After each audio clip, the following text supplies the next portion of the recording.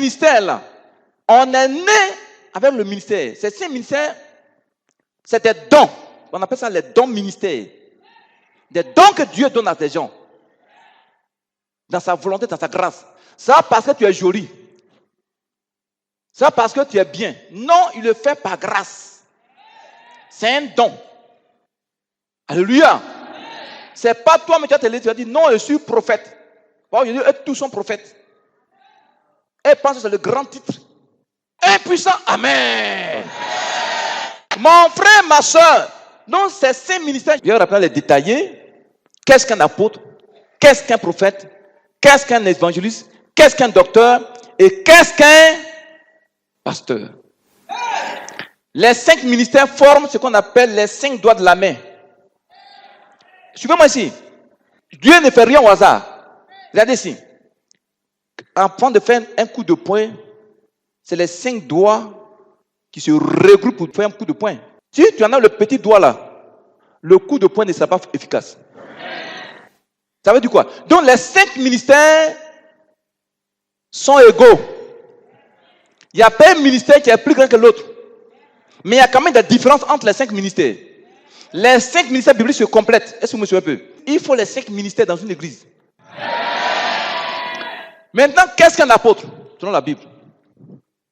Un apôtre, c'est quoi? Tu veux le savoir? Prenez Luc 6, 12, 13. Vous sautez, vous allez au verset 30. Vous allez voir qu'est-ce qu'un apôtre.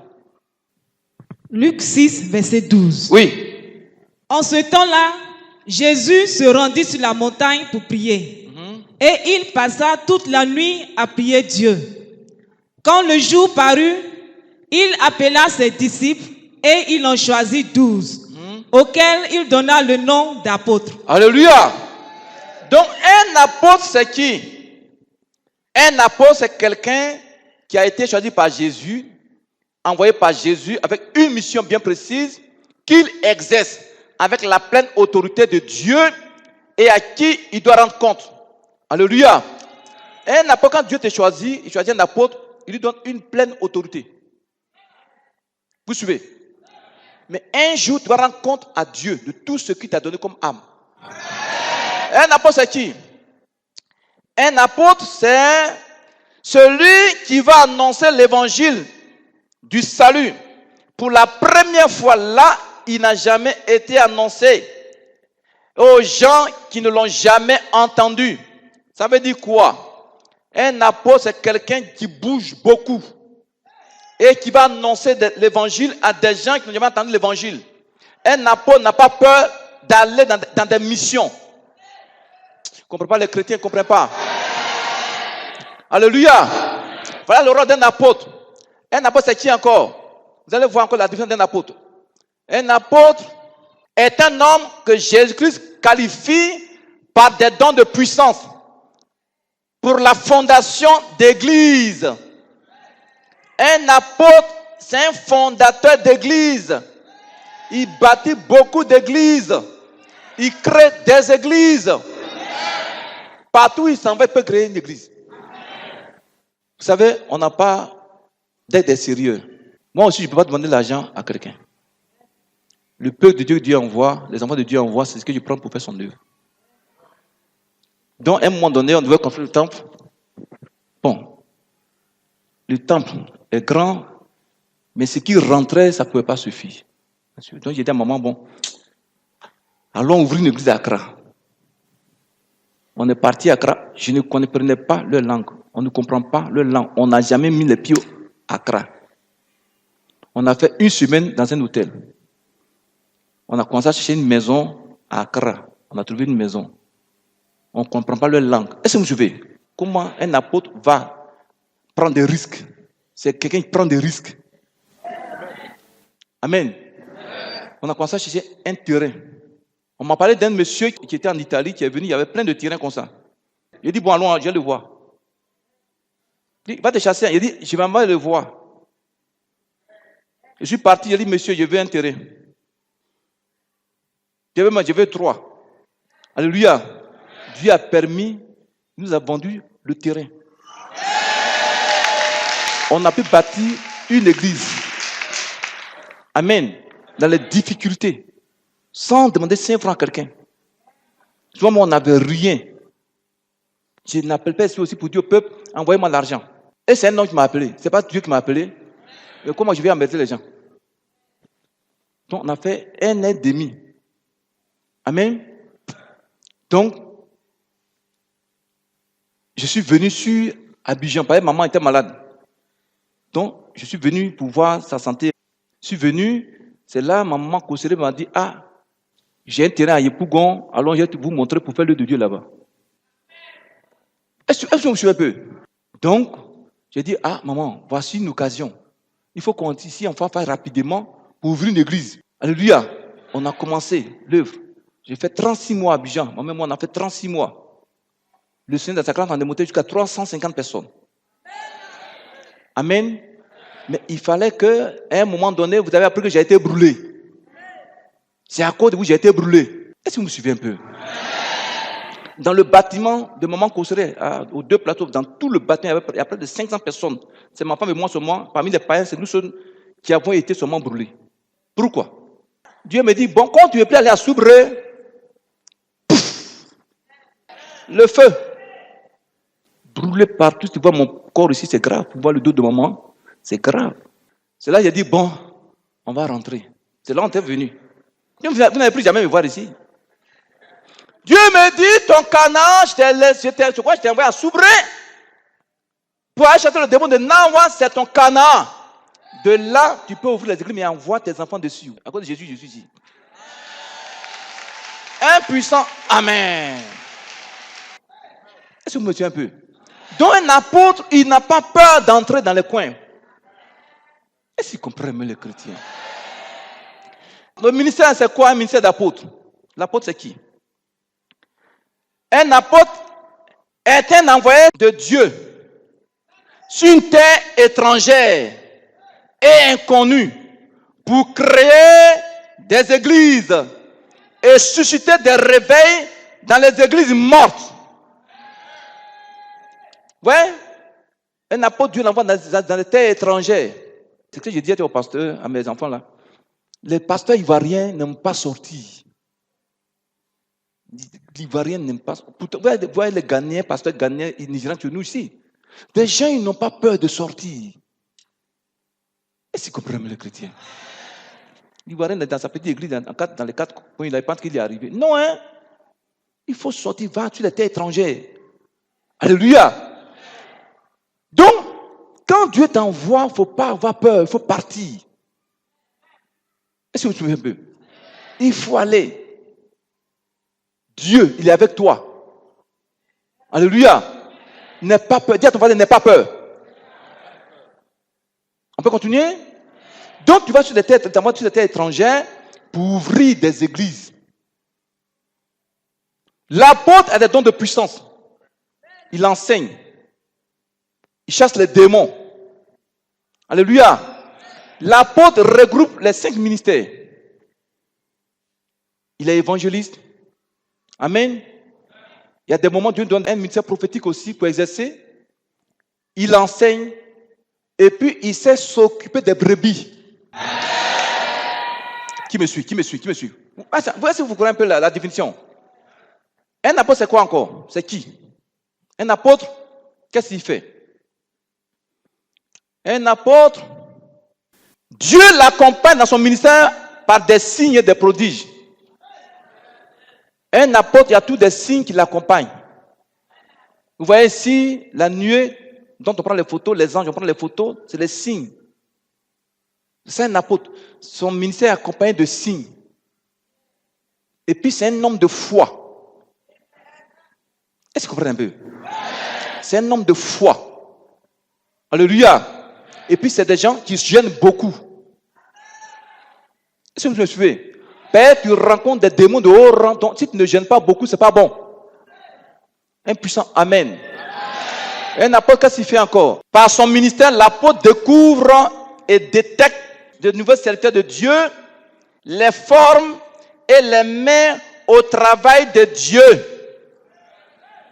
Je reprends. L'apôtre, c'est quelqu'un, il découvre des jeunes gens, leur ministère, il les forme, et puis maintenant, il les envoie. Dans le cas de Paul, il envoyait les Timothée, les Tite. C'est ce que j'ai fait à mes enfants là. Amen. Quand j'ai prié, le Seigneur me révèle, tu as un appel. Il y en a souvent, mais ils ne veulent pas servir Dieu. Moi, j'ai fait un effort. Tout le temps, je l'appelle, je les autres. Jusqu'à ce qu'il accepte. Amen. Puis, je l'envoie, je le mets ici. Je vous dis ici comment nous, on forme les gens. Quand tu es appelé, Dieu m'a dit que tu as appelé, que tu veux servir le Seigneur, il dit, bon, prends tes bagages, viens rester au temple. C'est dans la Bible. Josué restait au temple. Dans le temple, dans le tabernacle. Et c'est compris même. Les Lévites qui étaient en formation restaient au temple. Ils suivaient le temple. Est-ce que tu suivais ça? Quelqu'un qui a été appelé, qui dort à la maison, il est très dangereux. Un appelé qui dort à la maison, c'est très dangereux. Même ton père a construit une villa ici. J'ai dit, mon frère, viens, je vais venir au temple. Là, comme ça, on veille sur toi. Les gens te regardent. Et quand les gens viennent, tu pries pour eux, tu fais leur délivrance là. Ce n'est pas pour leur communauté des démons, mais des bénédictions. Et si vous comprenez les chrétiens. Donc, ils font ici au moins 2 ans, 3 ans auprès du Père spirituel. Ils apprennent la pratique, la délivrance, comment on reçoit les gens. Alléluia. Pendant 2-3 ans, on leur permet de prêcher pour voir vraiment comment ils peuvent prêcher, comment ils peuvent délivrer les âmes. Maintenant, quand le Père voit maintenant vraiment, on peut les consacrer. Maintenant, on va passer maintenant à la consécration de l'appelé. Est-ce que vous voyez un peu? Il y a une prophétesse camerounaise qui m'a appelé tout récemment. Et puis elle m'a demandé comment je forme les pasteurs. J'ai dit non. Et puis je lui ai expliqué. Vous savez ce qu'elle m'a dit? Elle dit ça, c'est une formation militaire. Hein? Parce que moi, ma formation militaire m'aide à servir Dieu. Est-ce que vous comprenez les chrétiens même? Alléluia! Alléluia! Donc, tu dors ici, on t'apprend tout, tu apprends beaucoup de choses. Maintenant, 3 ans, 4 ans. Maintenant, d'abord, on t'envoie sur un champ de mission. Timothée, Paul l'a envoyé sur un champ de mission pour voir vraiment s'il est appelé. Tu as eu au moins 50 âmes au Seigneur. On va te consacrer. C'est que vraiment tu es appelé. Maintenant, ton église va s'occuper de toi. Est-ce que tu comprends les chrétiens? Qui me suit? Qui me suit? Alléluia! Donc le rôle, de manière brève, le rôle de l'apôtre, c'est ça. Alléluia. Maintenant, et après l'apôtre, il y a maintenant ce qu'on appelle les prophètes. Regardez ici. Un apôtre, il peut diriger une église. Amen. Mais maintenant, le prophète, c'est qui? Le prophète de Dieu, c'est qui? Suivez très bien. Le prophète est le porte-parole de Dieu. Le prophète parle sous inspiration du Saint-Esprit. Il apporte la parole qui convient pour une situation bien donnée dans le passé, dans le présent et dans le futur. Ça veut dire quoi? Quelqu'un qui a le ministère prophétique, quand une situation qui est passée, Dieu lui donne une communication, une inspiration, et puis il déclare la parole sur la situation passée. Une situation présente, Dieu donne aussi une inspiration, il déclare la parole. Situation future, Dieu donne aussi des communications, il déclare la parole. Le prophète a des dons de puissance. Il guérit les malades. Amen. Il fait aussi des miracles. Un prophète de Dieu, il est assis, Dieu lui parle. Il a les yeux ouverts, Dieu lui parle. Il a l'oreille de Dieu, il a les yeux de Dieu, il a la bouche de Dieu. Moi, je dis tout le monde est prophète. Oh. Le ministère, ce n'est pas un titre honorifique. C'est un don. Et c'est comprendre les chrétiens. Un prophète, généralement, c'est difficile qu'il dirige une église.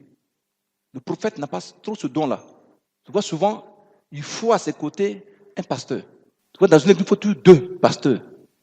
Mais 3 pasteurs. Les grandes églises, ils ont souvent moins 5 pasteurs. Mais 3 pasteurs minimum. Pour que les 2 se complètent dans le ministère. Est-ce que vous savez un peu? Le prophète, souvent, il a du mal à trop gérer une église. Alléluia. Le prophète aussi, qu'est-ce qu'il fait? Dieu lui parle en songe, en vision. Alléluia. Mais tous ceux qui font des sons ne sont pas prophètes. Hein. C'est pas parce que tu as fait son aujourd'hui, demain matin tu es prophète, Non, hein. Il y a le don de prophétie qui est différent du ministère prophétique. Est-ce qu'il me suit même? Il y en a qui prophétisent à l'église. Demain matin ils disent, je suis prophète. Non, hein. Tu as le don de prophétie.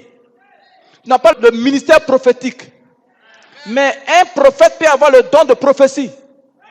Est-ce qu'il comprend même les chrétiens? Qui me suit? Voilà la différence. Pour ne pas les gens viennent vous tromper chez vous à la maison. Alléluia. Si tu ne connais pas ça, les gens vont te tromper. Tu me suis? Donc, le prophète, il est le porte-parole de Dieu. Dieu parle beaucoup aux prophètes. Alléluia. Aujourd'hui, le prophète, on a reçu un ici. Il est venu quand il regardait les émissions. Quand il passe à BNTV, il est venu ici. Il est venu pour suivre un peu les enseignements. Il a bien de délivrance. Il a bien tant. Il dit il faut venir. 800 esprits humains dans son corps.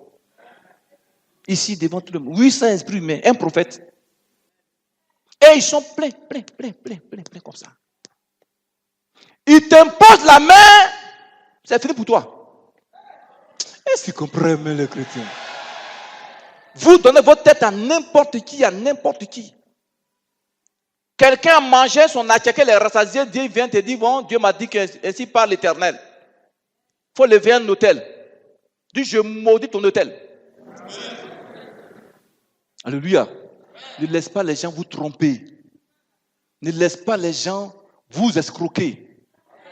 Alléluia. Bon, chrétien aussi, il aime quand on escroque. Il aime qu'on escroque. Mais c'est une malédiction de vouloir qu'on t'escroque. Est-ce que monsieur met le chrétien? Le prophète, c'est qui encore le prophète? Le prophète, selon la Bible, je vais vous donner encore qui est le prophète. Il prédit des événements qui peuvent s'accomplir ou bien qui s'accomplissent. Alléluia. Tout événement prédit par un prophète qui ne s'accomplit pas, c'est pas un prophète de Dieu, c'est un faux prophète. Quand un prophète déclare une parole, ça doit s'accomplir. On peut continuer. Un prophète, c'est qui encore? Dieu communique sa volonté au travers d'un prophète pour instruire le peuple de Dieu dans la voie du Seigneur. Alléluia. Dieu parle beaucoup à quelqu'un qui a un ministère prophétique en songe et en vision. Le prophète prédit des événements futurs, comme je l'ai dit. La prédiction est un aspect important du ministère du prophète. Alléluia. Et contribue à l'accréditer. Ça veut dire quoi? Un prophète, pour qu'on sache vraiment, c'est un prophète. Quand il prédit quelque chose, ça doit s'accomplir. Si ça ne s'accomplit pas, c'est que c'est un faux prophète. S'il a dit aussi, si ça vient de Dieu, attends quand même que la prophétie s'accomplisse. Il y en a qui viennent un peu en retard, donc attends. Alléluia.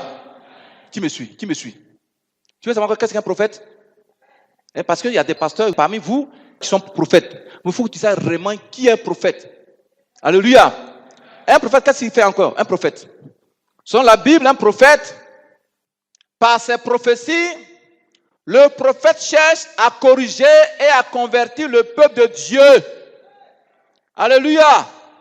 Par exemple, quelqu'un vit dans le péché dans l'église, Dieu va communiquer le péché de la personne au prophète. Ainsi parle l'Éternel, mon fils, ma fille, change de comportement. Change de comportement, tu vis mal. Une fois, il y a un prophète, il dit, le prophète devait s'asseoir ici. Et voilà, il devait s'asseoir là. Donc, au cours du culte, au cours de où on donne les prophéties là.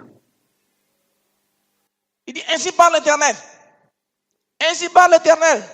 Il y a un prophète parmi vous. Vous devez le soutenir.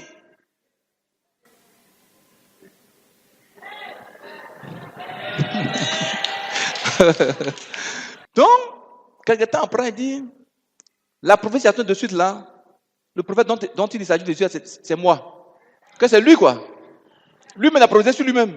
Ça c'est un faux prophète. Alléluia. On peut continuer. Une fois il y a un frère qui est venu assis avec un jeune homme. Ils étaient assis là, les deux étaient assis là. Jésus m'a révélé leur vie. Les deux sont tombés là. Devant vous tous ici. Il y a un qui est venu, j'ai prié pour lui, puis l'autre aussi est venu. C'est le grand prophète à Soubri. Il est venu, le démon qui est dans son corps, il est arrivé là. Il est venu, il veut m'attaquer. Devant vous ici là. Donc quand ils sont partis à la maison, il dit au frère, à l'autre, à son ami là, moi j'ai appris dans l'église là, du pasteur là. Parce qu'il prêche sur le péché. Ça c'est qui? Hein? Donc soyez prudents là où vous êtes. Dis à ton voisin, sois prudent. Dis, sois prudent. On peut continuer. Alléluia. Maintenant, passons à l'évangélisme. L'évangile aussi, c'est un appel de Dieu. C'est quelqu'un à qui Dieu accorde la puissance de son Esprit Saint pour annoncer l'évangile de Jésus-Christ à toutes les nations, à tous les peuples, à toutes les tribus et à toutes les langues de la terre. Alléluia. L'évangéliste, c'est quelqu'un à qui Dieu accorde des dons de puissance pour conduire chaque individu sur la terre à croire que Jésus-Christ est le Fils de Dieu. Alléluia. L'évangile aussi, il bâtit des églises. Un évangéliste, il ne reste pas dans les quatre coins du temple. Il sort pour aller annoncer Jésus. Ça dit Dieu lui donne cette grâce-là pour gagner des âmes au Seigneur. Est-ce qu'ils comprennent les chrétiens même? Alléluia. Donc, là, l'évangéliste, il parle, quand il parle de Jésus, toi-même tu es content. Et puis, les âmes viennent au Seigneur, Amen. Il délivre aussi les âmes. Il bâtit des églises, dans des dons de puissance. Il chasse les démons. Est-ce qu'ils comprennent un peu? Quand l'évangéliste est en train de prêcher, il dit, Seigneur, fais telle chose. En même temps, l'Esprit de Dieu agit. Qui me suit? Alléluia. Donc, il annonce Jésus est puissant, il a vie, est vigueur. L'évangile, il aime les âmes. On peut continuer. L'évangile, c'est qui encore? Celui qui a le ministère d'évangéliste a toujours le cœur porté à parler de Jésus-Christ aux âmes perdues. Alléluia. Il exerce son ministère au sein d'une église pour que les âmes soient sauvées. Un évangéliste a soif de gagner des âmes à Jésus. Il a soif. Il doit sortir. Quand il prépare de Jésus à quelqu'un, il n'est pas content. C'est un évangéliste. On peut continuer.